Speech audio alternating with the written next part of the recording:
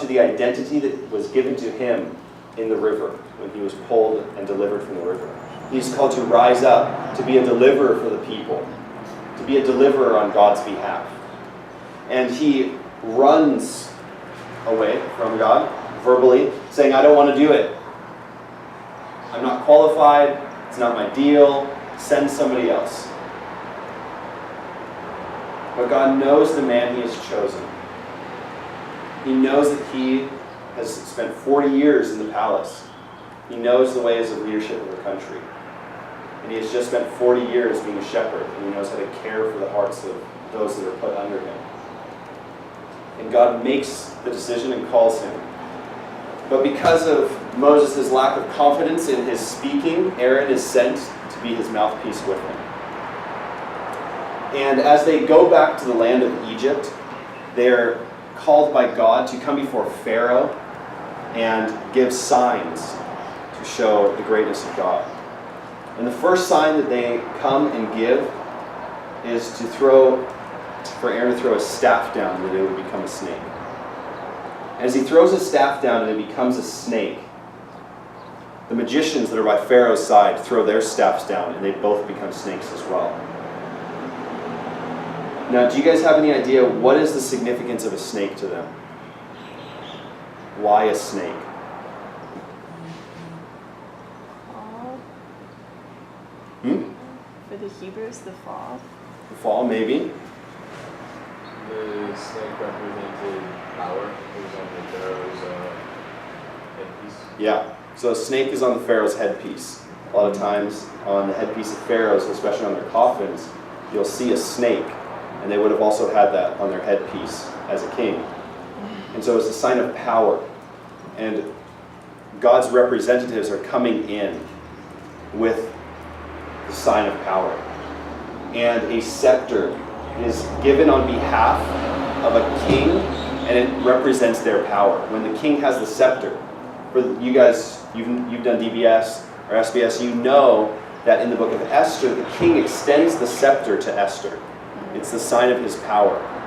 And the scepter is the sign of power on behalf of the royalty that is leading the nation.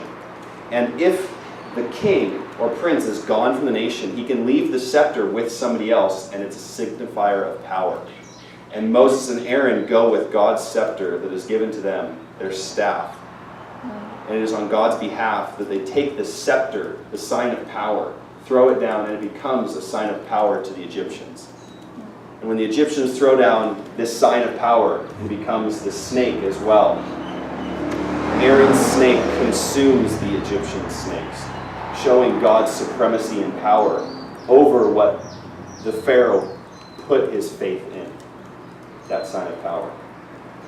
And just like the very first thing that they do, every subsequent sign is going to be an asserting of power over the Egyptian gods. The first god, Hapi, was the god of the Nile, and he was the god that they prayed to for fertility of the land, because the flooding of the Nile in the spring brought fertility to the whole Nile region and gave them all their crops. And when God turns the Nile River to blood, it's a showing of power over the god of the Nile for the Egyptians. And each of these signs shows power over the gods. Frogs were a sign of life for the people of Egypt. They never killed frogs. You wouldn't touch a frog, you wouldn't hurt a frog because it was a sign of life. And killing a frog was a bad omen against your life. And so when the frogs are sent onto the Egyptian land and fill everything from their beds to their food, they can't do anything about it. And then, when the frogs are all killed and all the frogs die in their food, in their beds, in their homes, they have to take what once was a sign of life to them and acknowledge the supremacy of Yahweh over their gods. And each of these things happen in the livestock, in the gnats, in the darkness over the land. The God that is viewed above all, Ra, the sun god, has power shown against him by taking the light away from the land for 3 days. And this darkness that comes over the land just shows that they have no faith to place in their gods, but Yahweh is above all. And it is all through this time that Pharaoh is continuing to harden his heart. That God has sent these signs that his people would be released, that his people would be freed, that they would come into the wilderness and worship him. And every time Moses asserts his power to ask for the people, the Pharaoh says no, and he hardens his heart. And the last sign that comes is one that would affect everybody in the nation. And it is the death of the firstborn son.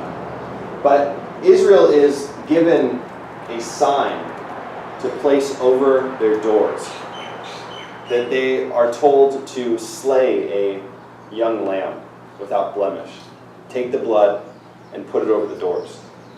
And the interesting thing is, the word necessarily in the Hebrew doesn't mean to smear. So often when we think about it, we think, oh, we're just going to do this. But the idea isn't to smear or wipe down the frame or lintels of the house. But the idea is more to touch. So you take it and you touch everywhere. And so it would be more like you touch here and then you drag it across and you touch here and you dip it again and you touch here, and this would drip down. And over each of their houses is placed what looks like a cross. And again we see God's plan of redemption, that in the place where God is saying, I will take life if life is not given on its behalf, that the Spirit comes in and passes over those that have sacrificed. And it's this where the feast of Passover is instigated, the feast where our lamb is slain for us as well.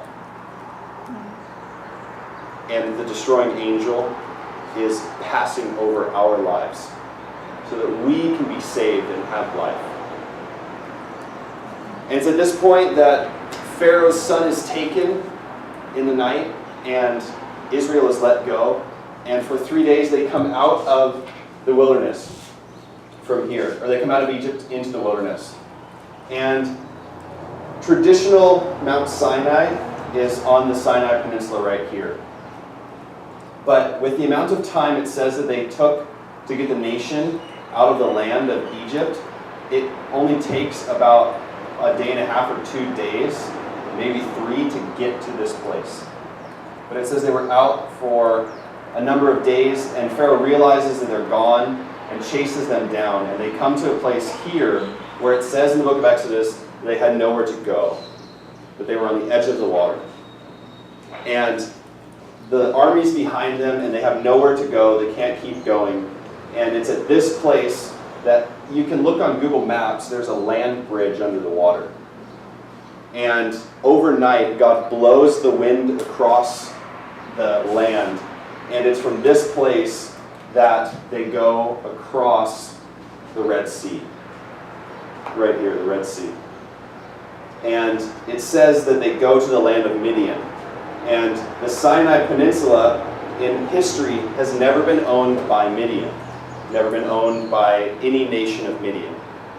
Been owned by Egypt, taken by Egypt.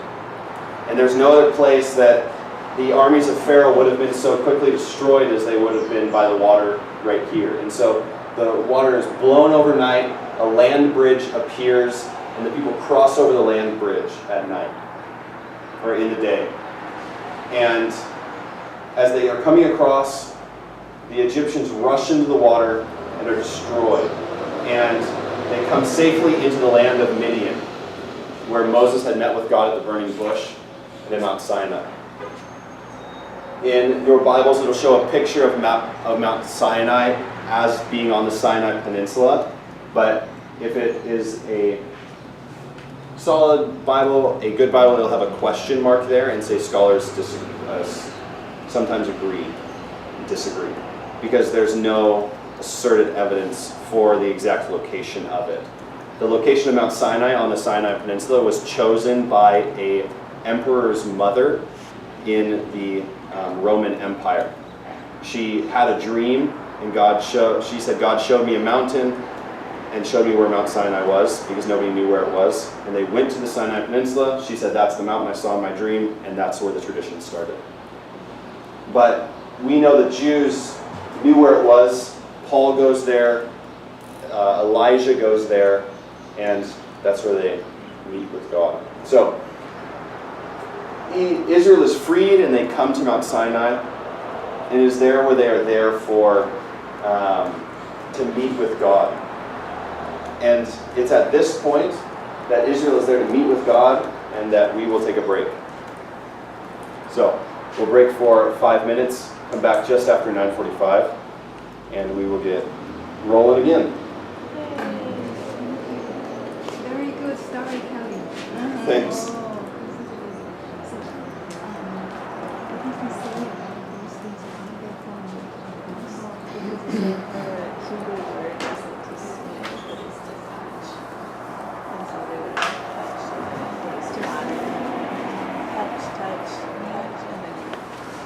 Coffee is very All right.